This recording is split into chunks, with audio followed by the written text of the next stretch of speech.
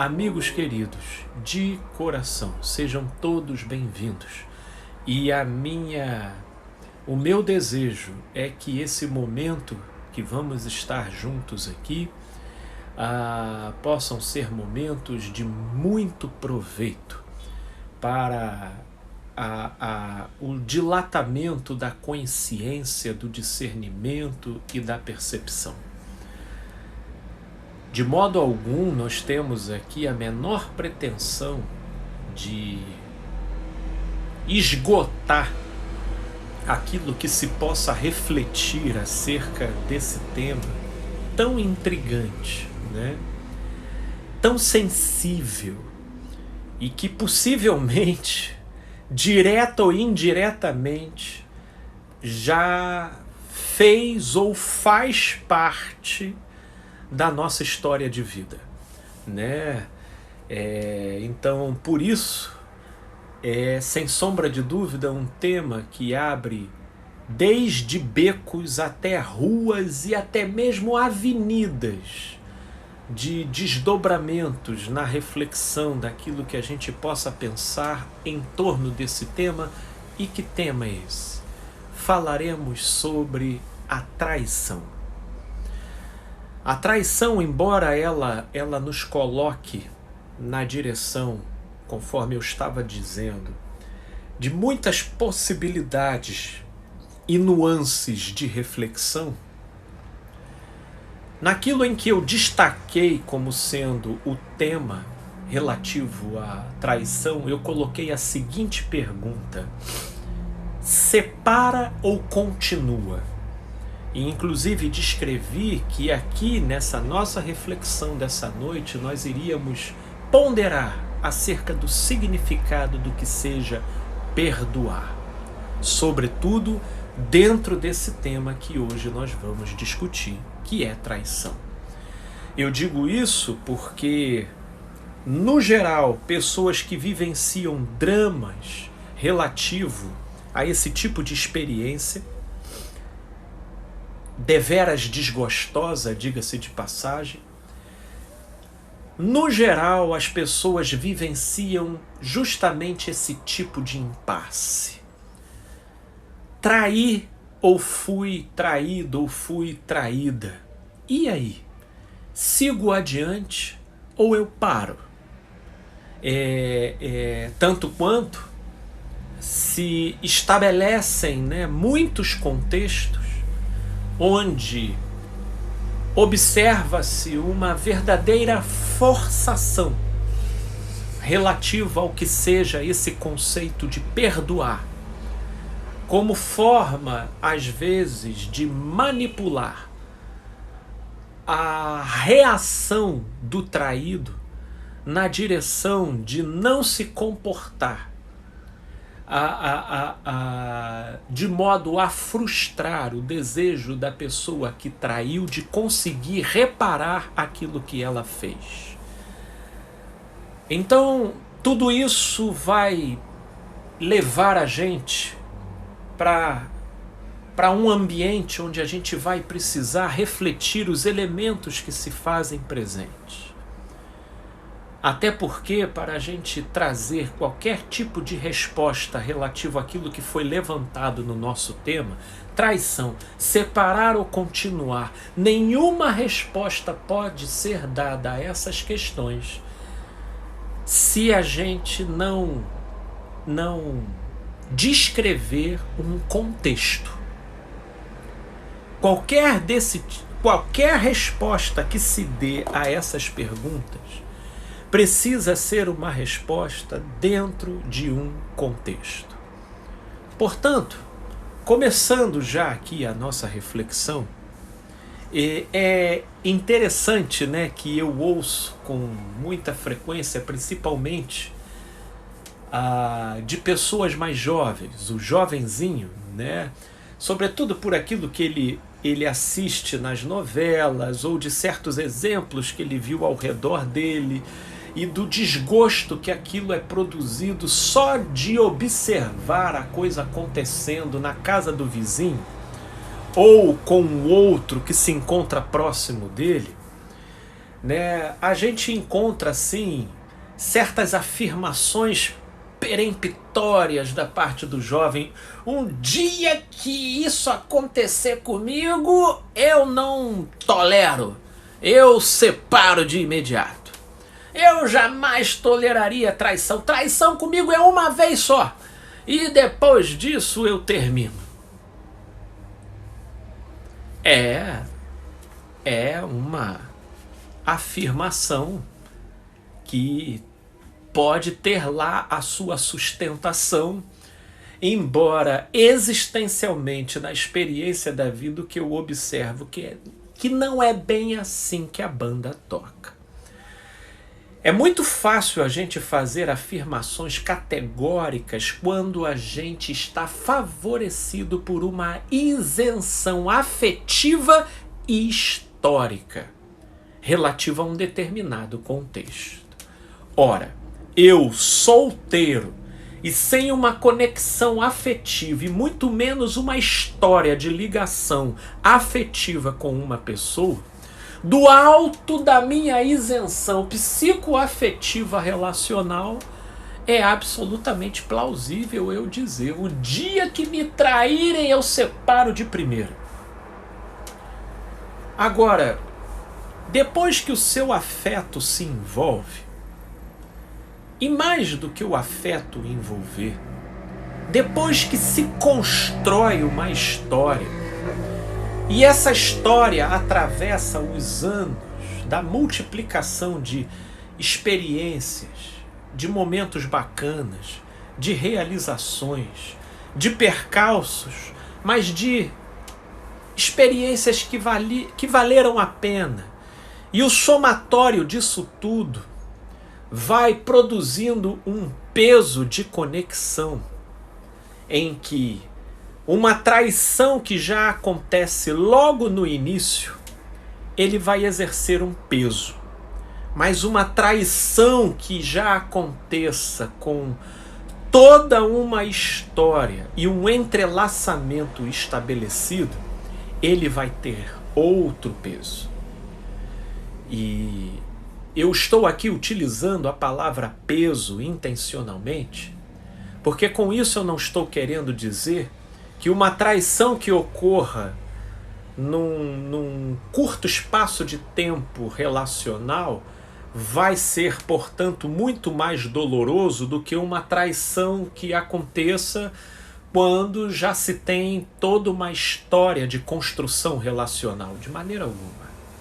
A dor é a dor e ela vai se fazer presente sempre que existir um impacto, sempre que existir um dilaceramento, um corte, a abertura de uma ferida. E dependendo até do contexto em que a traição acontecer, tudo vai depender do contexto, a relação ela realmente precisará ser refletida. O fato é que quando isso ocorre no início de uma relação,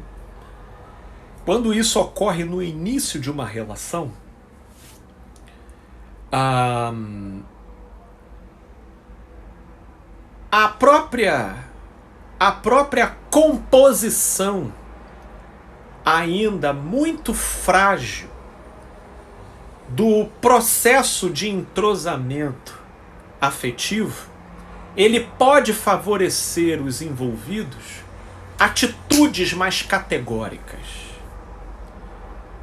Agora, quando o relacionamento ele já está mais enraizado pelo tempo e pela construção da intimidade, esse tipo de comportamento ele já não é tão fácil quanto parece, porque entra em jogo uma série de elementos que colocam em xeque toda uma história que foi produzida.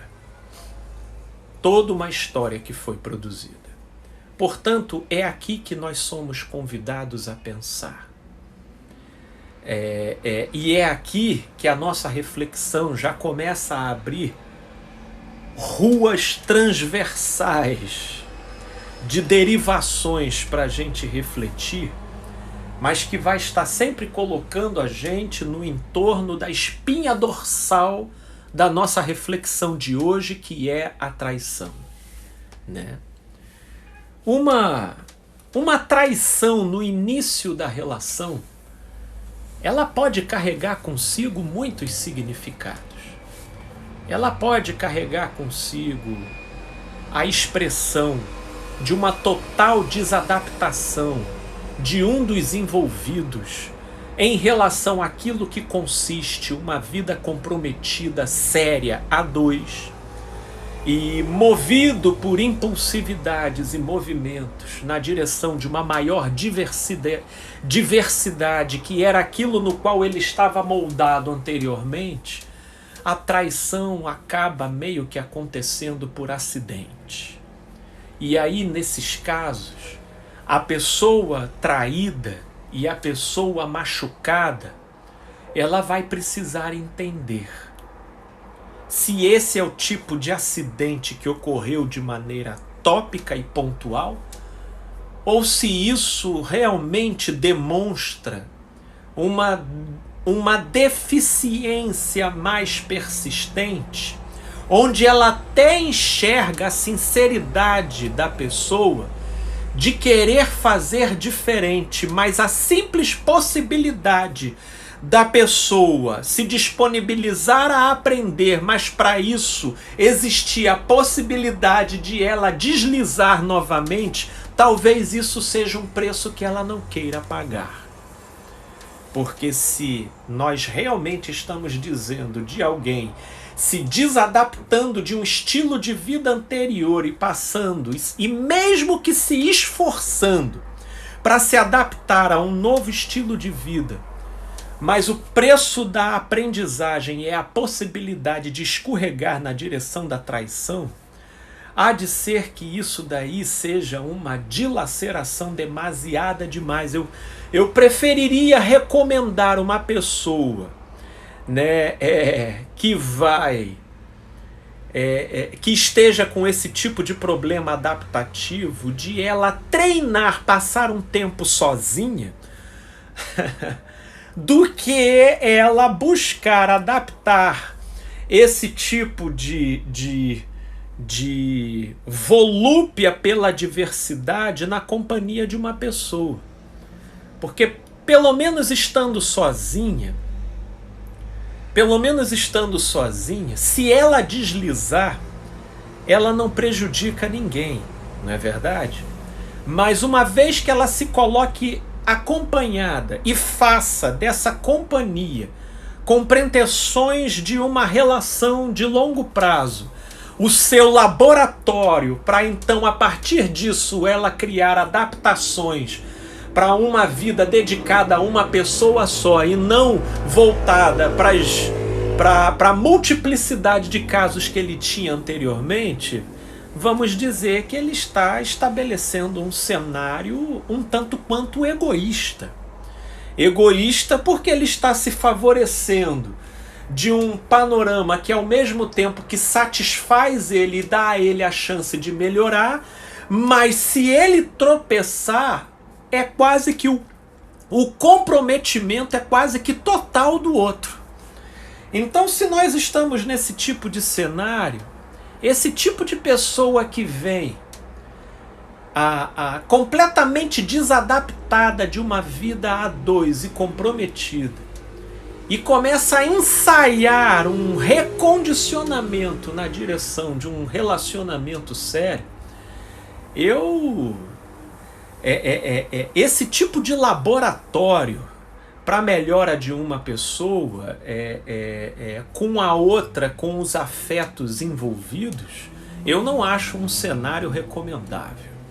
Quem estava viciado num padrão de diversidade e chega aquele momento existencial onde a intuição da pessoa começa a comunicar a ela que está na hora dela sossegar, ao invés de ela eleger uma pessoa para ser o seu laboratório adaptativo, ela poderia treinar ficar um tempo sozinha.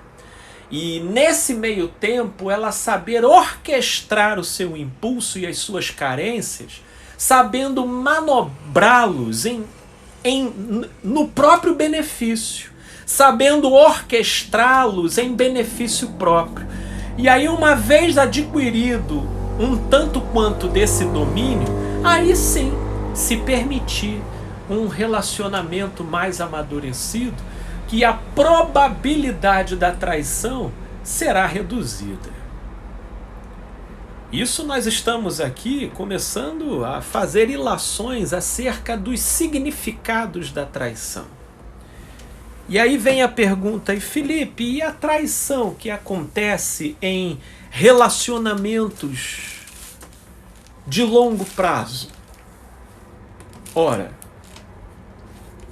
meu Deus, cabe um livro, né? Relativo às possibilidades daquilo que pode motivar a traição em relacionamentos de longo prazo. Dentre eles,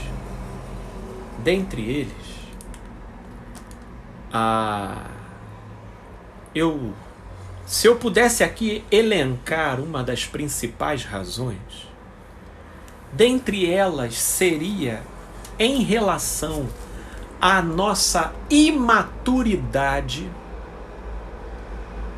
de produzir nas implicações das nossas escolhas a construção de uma vida autêntica. A construção de uma vida autêntica. No entanto, a nossa imaturidade em sermos autênticos para com as implicações da nossa própria escolha faz com que a gente lide com as implicações das nossas escolhas pela perspectiva da insatisfação. E essa insatisfação não sendo... Opa, voltou o sinal, voltou, ainda bem que estamos aqui e a live não foi interrompida. Possivelmente vocês podem ter aí um pequeno delay, mas creio que tenha sido daqui da minha parte que informou que a conexão deu uma enfraquecida, mas graças a Deus não foi cortada a live, né? Mas estamos aqui presentes, vamos retornar então com a reflexão, né? Voltando então aqui para a nossa reflexão, o acúmulo de insatisfações não digerido e não tratado da maneira adequada vai, ao longo dos anos, cavando dentro dos envolvidos uma carência. Vai desdobrando dentro dos envolvidos pendências. E isso, com o passar dos anos, vai produzindo nos envolvidos fragilidades, suscetibilidades, que, somando-se com os desafios e as dificuldades das demais dimensões da vida, trabalho, filhos, finanças, o cenário político, econômico, as notícias, tudo isso vai forjando uma arquitetura de tensão e ansiedade, onde no bolo pessoas podem acabar vulneráveis para cair no canto da sereia. E o canto da sereia aqui, ela entra como metáfora, porque vulneráveis a esse canto se torna tanto homens quanto mulheres. E o canto da sereia, o que ele é? Nada mais é do que aquela atração sedutora que te chama, que te puxa, mas que quando te captura, te devora, te estraçalha, né? Portanto, se eu pudesse aqui elencar uma das primeiras razões, top 10, em relação à traição que acontece em relacionamentos de longo prazo, tem a ver com a inabilidade dos envolvidos de tratarem as demandas conforme o seu próprio peso, o seu próprio aspecto e dentro do seu próprio timing.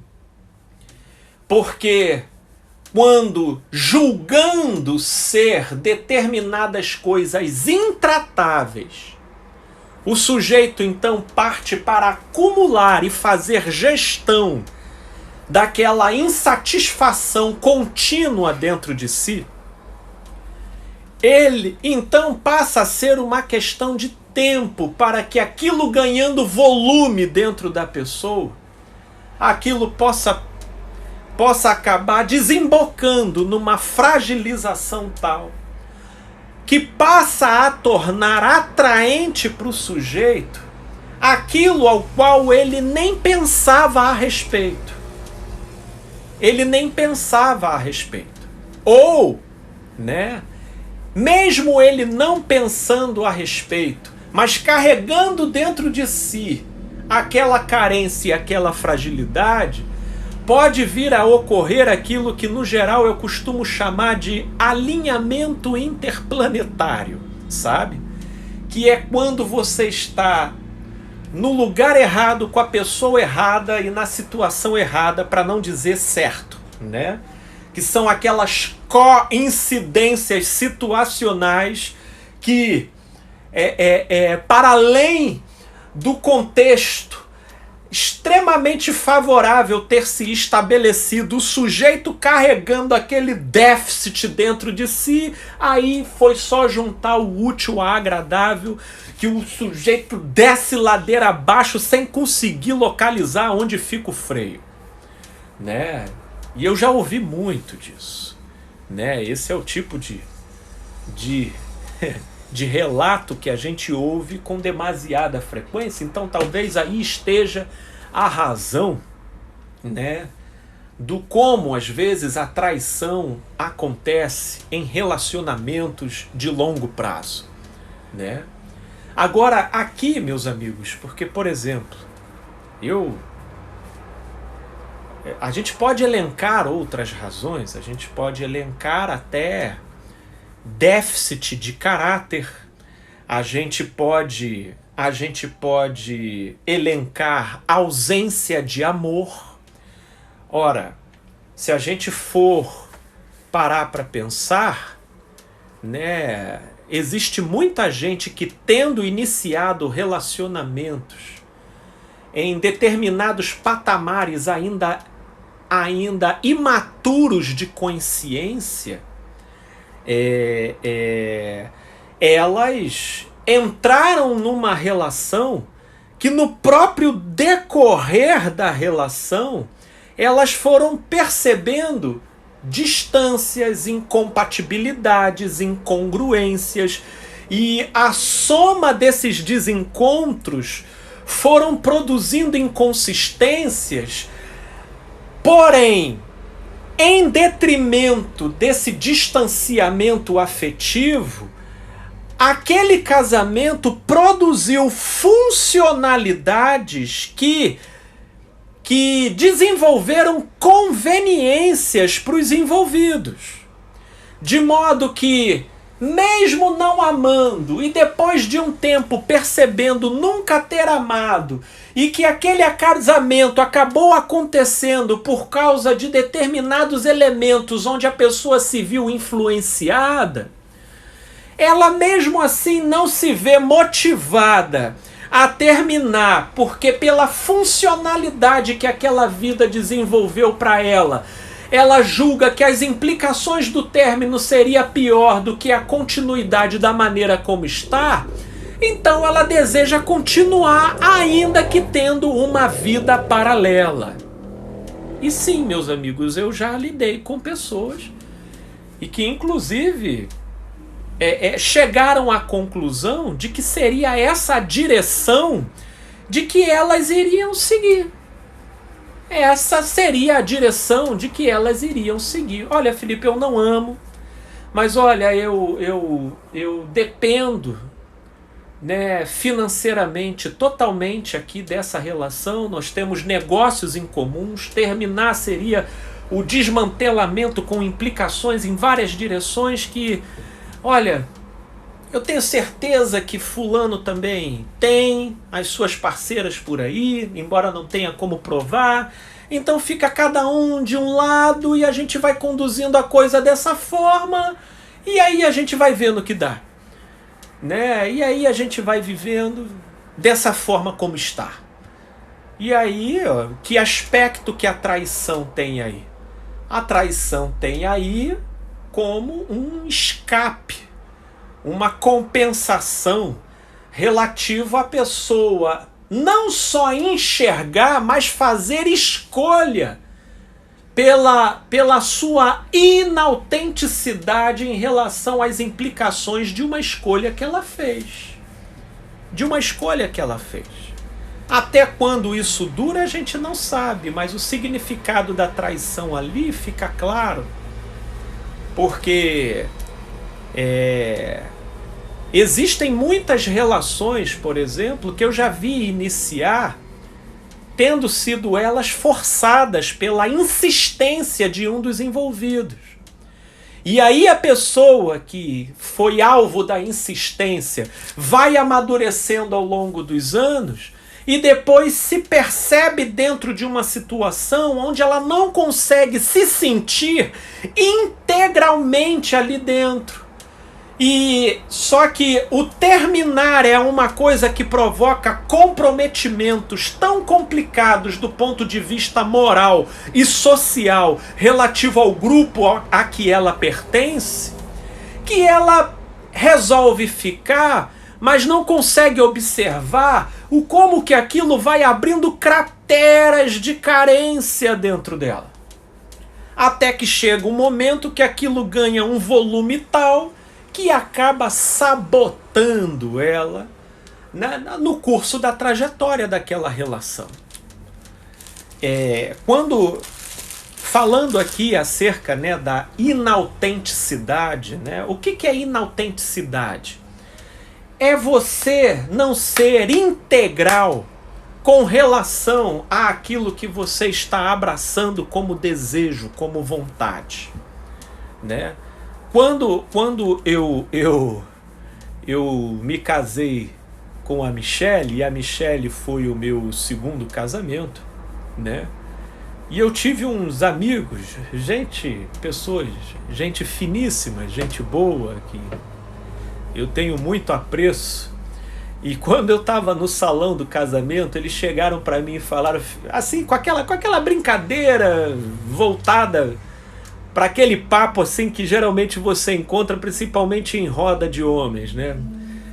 E aí eles, Felipe, o que você tá fazendo, Felipe? Tu já saiu de uma e você tá se metendo em outro, Felipe. Meu Deus do céu, Felipe, sai disso.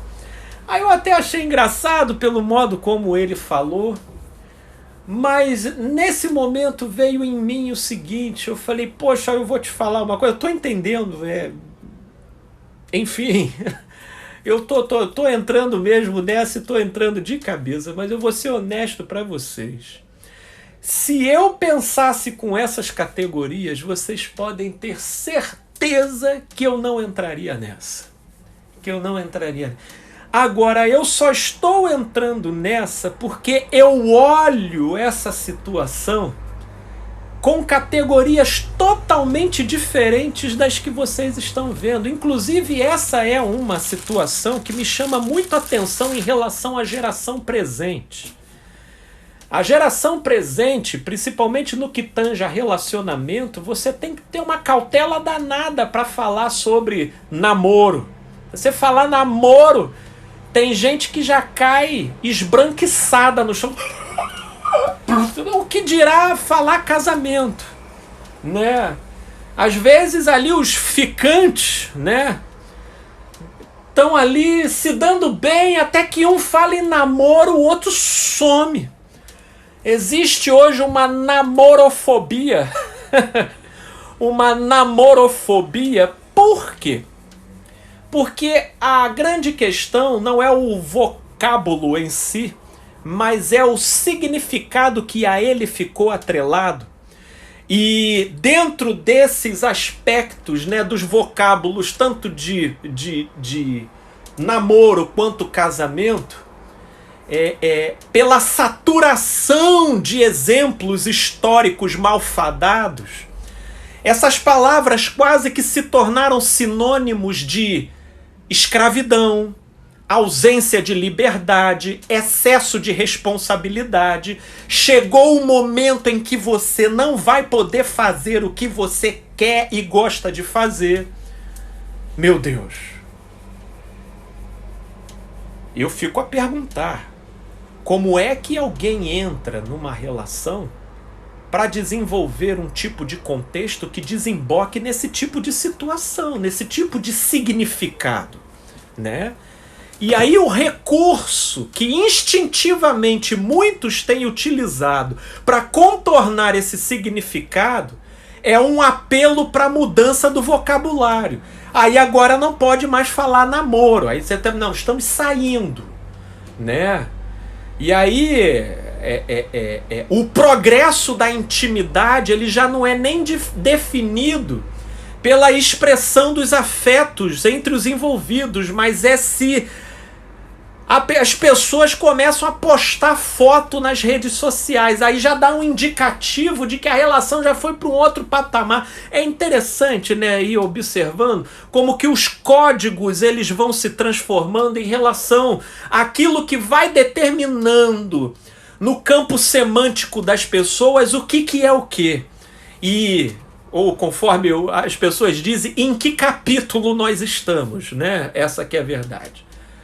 Agora, esse tipo de contexto que carece de amarração por conta da estigmatização de certas palavras, né? Da estigmatização de certas palavras, seja até aquilo que eu não vejo tanto com maus olhos.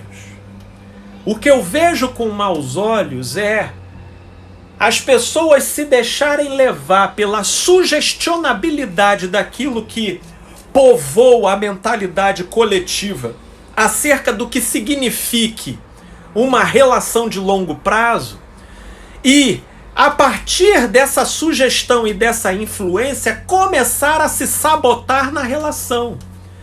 Porque para mim, casamento não é outra coisa senão uma construção. Para mim, casamento não é onde a liberdade acaba, é onde ela começa. Para mim, uma relação com uma pessoa em que eu me vejo amando, não é onde a vida se torna mais estreita, é onde ela se torna mais ampla. Porque se for para estreitar a vida, não é o caminho que eu vou escolher. Isso em relação a trabalho, isso em relação a interação interpessoal, sobretudo em relação ao que eu escolho viver e conviver diariamente. Agora, tudo isso é uma construção. E para essa construção ser bem sucedida na direção daquilo onde você possa negociar e compartilhar perspectivas e valores e seguir bem sucedido na direção da ampliação das perspectivas de vida, ora, precisa haver o quê? Compatibilidade. Mas quem é que caminha sensível com relação ao que seja compatibilidade se pessoas estão preocupadas com coxa, com bunda, com peito, com dinheiro, com conta, com fama, com prestígio? E embora todos esses elementos, não sejamos hipócritas, tenham participação na composição da nossa observação do que gera a atração do outro em nós, é fato que isso não pode ser o carro-chefe. Porque se a pretensão é uma relação de longo prazo, você tem que ver se a vida se torna viável ao lado daquela pessoa. Se a vida soma, se a vida expande. Porque existem pessoas que idealizam tanto uma realização que elas acabam aceitando o fato da vida virar escravidão, de a vida virar uma redução, um estreitamento, só para ela ter a gratificação de que a idealização dela se realizou. E aí isso é um contrassenso, é uma maneira de se auto-boicotar e inevitavelmente é o tipo de contexto que, seja para um lado ou seja para o outro, acaba gerando terreno fértil para o desabrochar da traição. Portanto, meus amigos, vejam como que falar disso vai abrindo tantas ruas para a gente refletir, mas antes de eu olhar alguns comentários que eu vejo que já tiveram alguns aqui, e eu peço a vocês, por favor, gente, vai escrevendo aqui, vai escrevendo dúvidas, vai escrevendo depoimentos, que já já eu quero comentar o que cada um de vocês está escrevendo aqui. Eu vou voltar lá atrás e vou dando uma lida aqui, né? Isso enriquece muito aqui o nosso debate. Eu quero falar sobre o perdão. O perdoar. Só que antes de eu falar sobre o perdoar, eu quero fazer uma metáfora.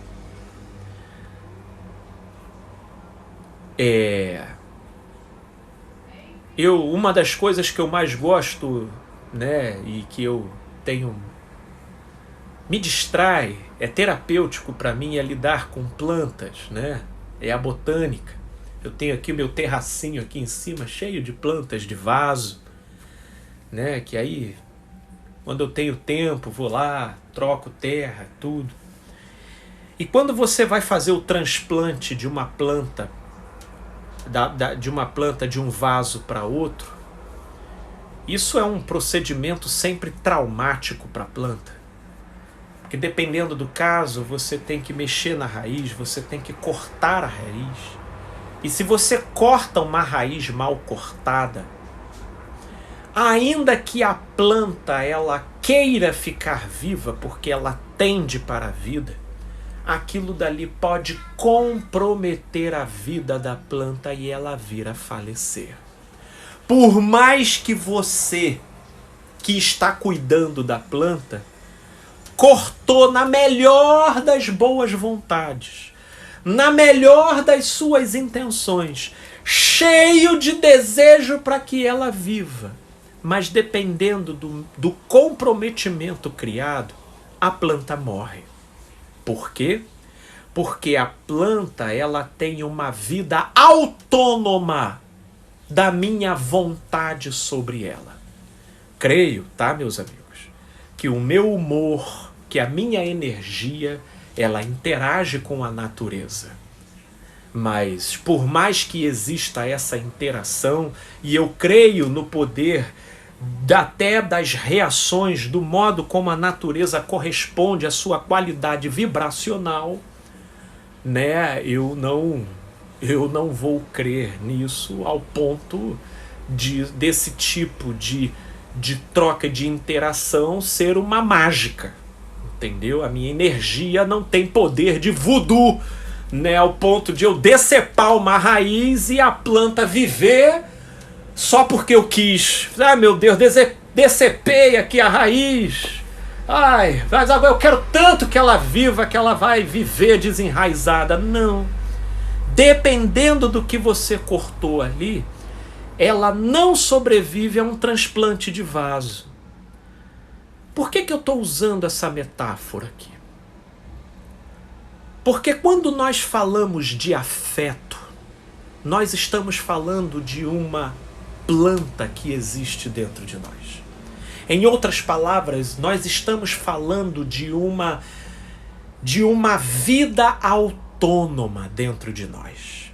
E a autonomia da vida dos nossos afetos, do funcionamento dos nossos afetos, ele inclusive é plenamente atestado, por exemplo, e quem já tem uma certa experiência de vida, com certeza já viveu o suficiente para constatar isso, de que a gente às vezes se vê gostando justamente de quem a gente não deveria, e às vezes aquela pessoa, gente bacana, que era pra gente gostar, é justamente quem o sentimento não dispara. Né? De modo que se nós tivéssemos ali acesso a um interruptor relativo ao controle dessa vida que age dentro da gente, meu Deus, a gente orquestraria muita coisa. Você não concorda comigo?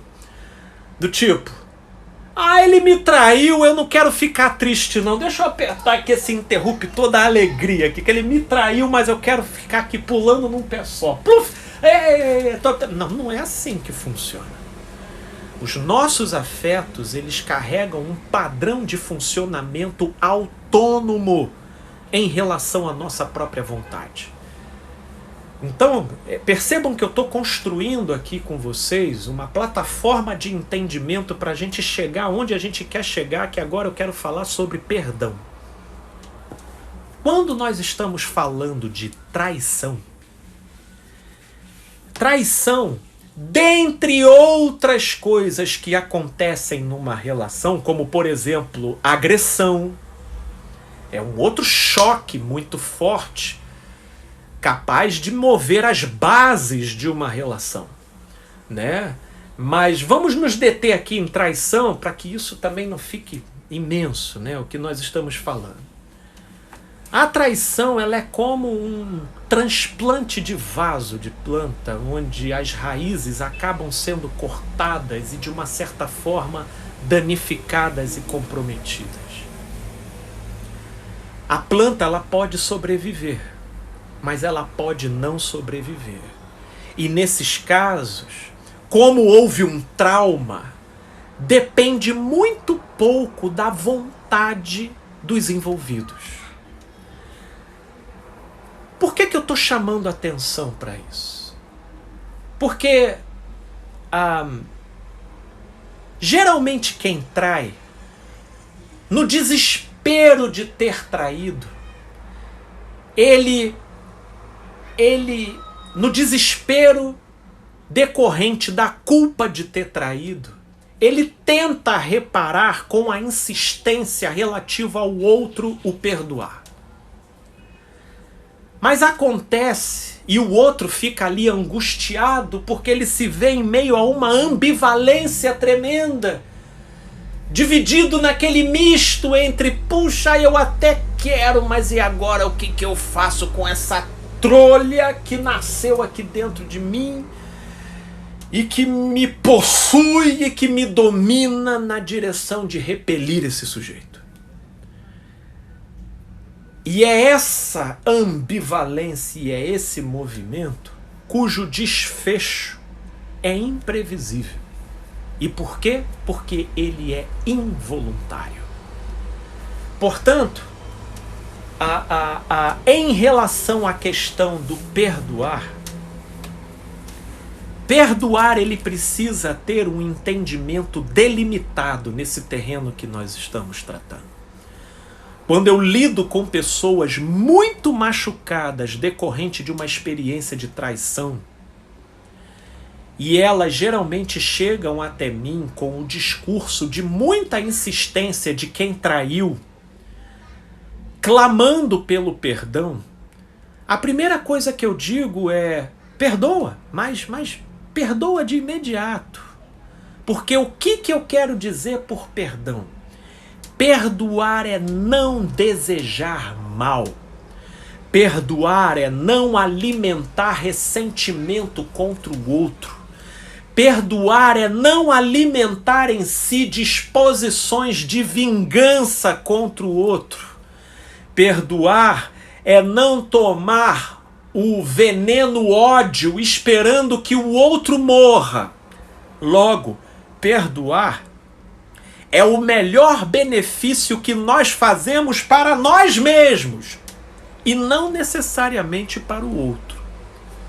Portanto, no que diz respeito à traição, perdoar sempre, mas voltar, está aí o verdadeiro ponto de interrogação.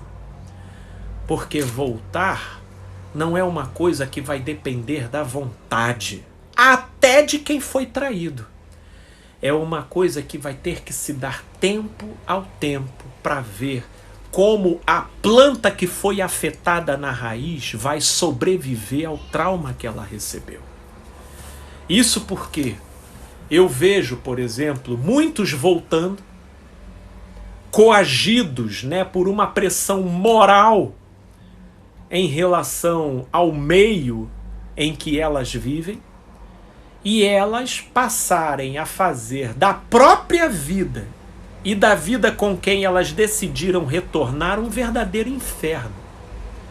Porque, na verdade, ela voltou para atender paladares alheios, mas o coração dela já tinha se divorciado da pessoa. É por isso que eu digo que quando a gente fala de perdão em relação à traição, a gente precisa delimitar a compreensão do que perdão significa. E definitivamente perdoar não é voltar.